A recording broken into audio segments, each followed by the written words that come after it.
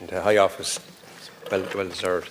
Could I just say that the starting point here is that, and I think the Minister will have to accept this, the house prices have skyrocketed, rents have skyrocketed, and homelessness has skyrocketed.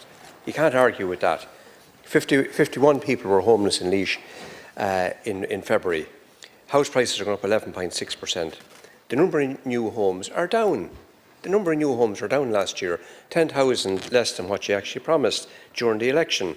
So we have a housing crisis, but it's not being treated as a crisis by government. Average rents across the state are €1,956 per month. That's a month's wages for most people, 43% higher than 2020.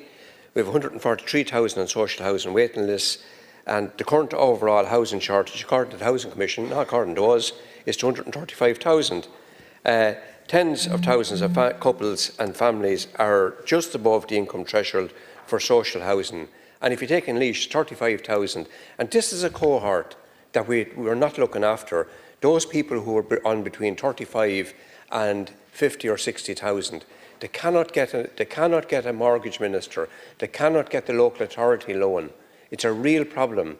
Some of them are gone over the age of 40, 45, so they can't get private finance.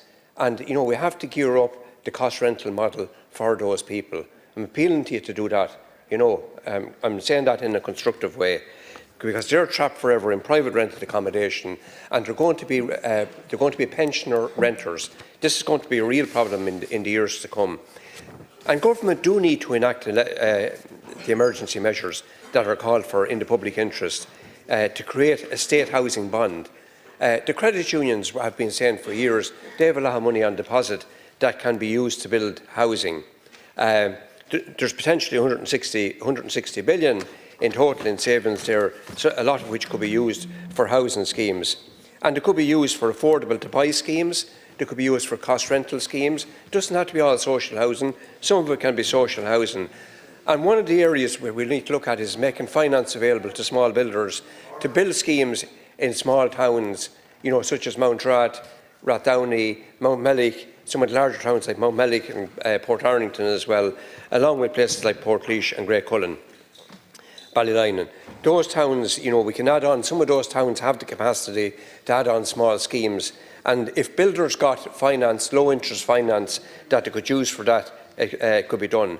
Why haven't we implemented the recommendations of the Kennedy report from 1973? 52 years ago. If I recall, it was actually commissioned by a Fine Gael government, Labour government, and Judge Kenny set out very clearly in relation to keeping land prices down that development land wouldn't be only 25% above the market value of agricultural land, or an 80% windfall tax on the profits of development land. We have to take bold measures there to force down the price of land.